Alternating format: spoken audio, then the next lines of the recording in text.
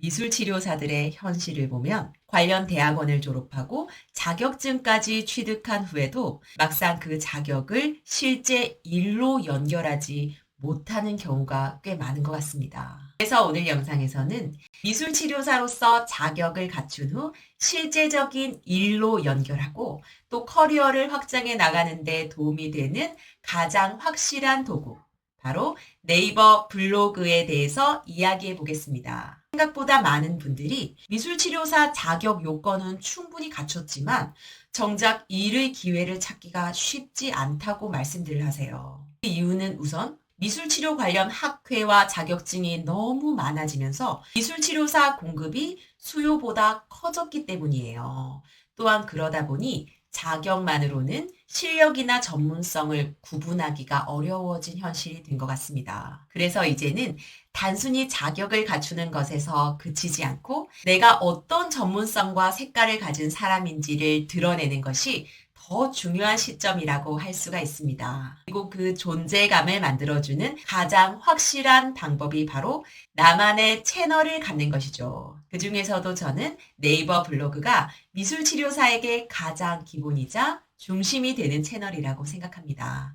지금 그 이유를 세 가지로 말씀드려 보겠습니다. 첫 번째는 블로그가 미술치료사에게 일을 만들어주는 통로가 될 수 있다는 것입니다. 솔직히 말씀드려서 단지 구인 구직 사이트에만 의존해서는 미술치료 커리어를 넓혀가기가 어렵습니다. 물론 임상을 처음 시작할 때는 구직 사이트를 통해서 자원봉사나 아르바이트로 경험을 쌓는 과정이 꼭 필요합니다. 그런데 문제는 그 단계에만 머무르면 일의 폭이 제한된다는 거예요. 그곳에 올라오는 구인 형태는 대부분 단기 프로젝트나 센터의 시간제 아르바이트가 많고 치료 대상도 한정되어 있습니다. 막상 좀 더 전문적인 정신건강 임상기관이나 기업과 같은 곳에서는 구인 구직 사이트를 통해 미술치료사를 찾는 경우가 거의 없습니다. 왜냐하면 이런 기관들은 단순히 인력을 채용하는 것이 아니라 자신들의 프로그램 방향에 걸맞는 전문가를 찾기 때문이에요. 이때 블로그는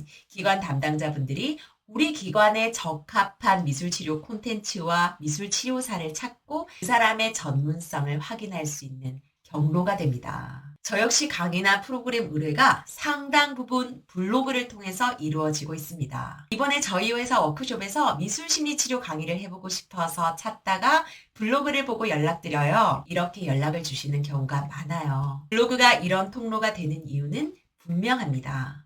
미술치료는 단순한 감각적 소비가 아니라 신중한 선택이 필요한 전문 서비스 영역이기 때문이에요.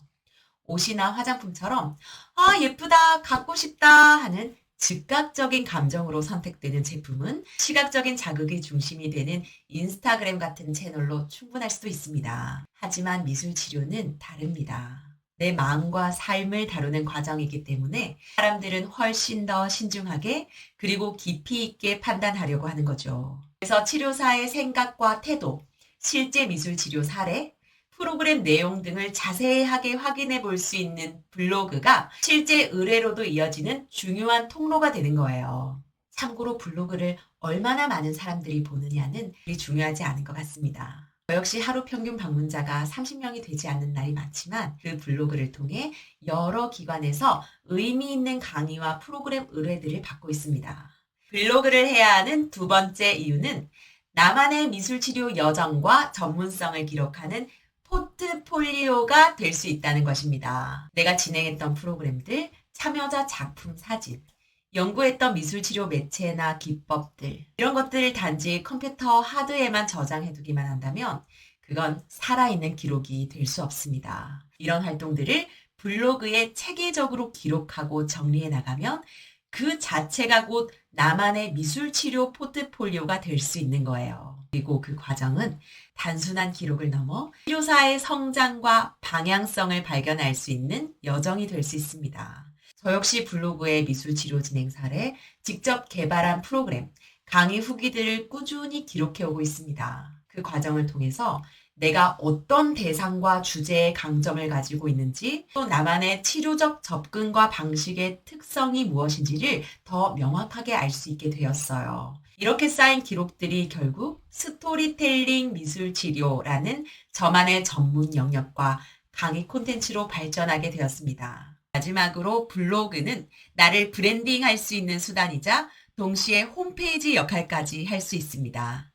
요즘은 미술치료사에게도 브랜딩이 필요한 시대예요. 수많은 미술치료사 중에서 나만의 색과 차별화된 가치를 가진 사람만이 기억에 남을 수 있습니다. 기관 담당자나 의뢰자들은 자격증이나 경력 같은 객관적인 조건만으로 치료사를 선택하진 않습니다. 결국 사람을 움직이는 건 이 사람이 어떤 태도로 일하는지, 그리고 신뢰할 수 있는 사람인지에 대한 주관적인 확신인 거예요. 블로그는 바로 이 신뢰를 쌓고 나만의 철학과 일하는 방식이 잘 드러나게 해주는 도구가 될 수 있습니다. 제 경우를 말씀드리자면 미술치료사로서 저는 단순히 그림을 그리고 끝내는 활동보다는 피드백 과정을 통해서 작품 속에 담긴 심리적인 의미를 탐색하는 과정을 중요하게 생각하고 있습니다. 또 그림 검사를 할 때도 매뉴얼식 해석에 의존하기보다 내담자가 직접 들려주는 이야기 속에서 그림의 의미를 찾아가는 방식을 사용하고 있어요. 그래서 블로그에 강의 후기를 올릴 때도 오늘 참여자분들이 미술을 통해서 감정을 표현했어요.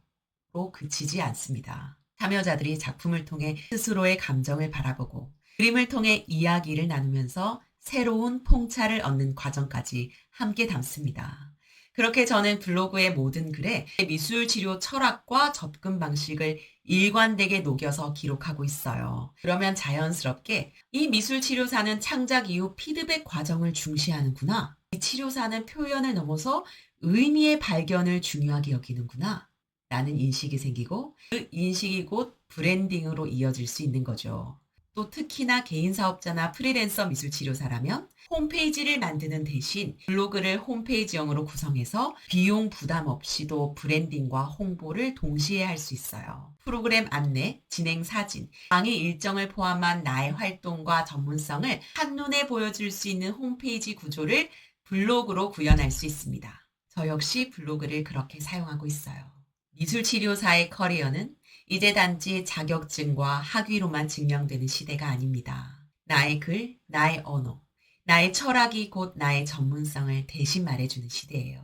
그런 측면에서 블로그는 단순한 홍보의 수단이 아니라 나의 신뢰와 진심이 기록되는 공간이 될 수 있습니다. 블로그에 꾸준히 쌓은 글 한 편, 그 한 줄의 진심이 어쩌면 누군가의 마음을 움직이고 미술치료사로서의 새로운 기회를 열어줄지도 모릅니다.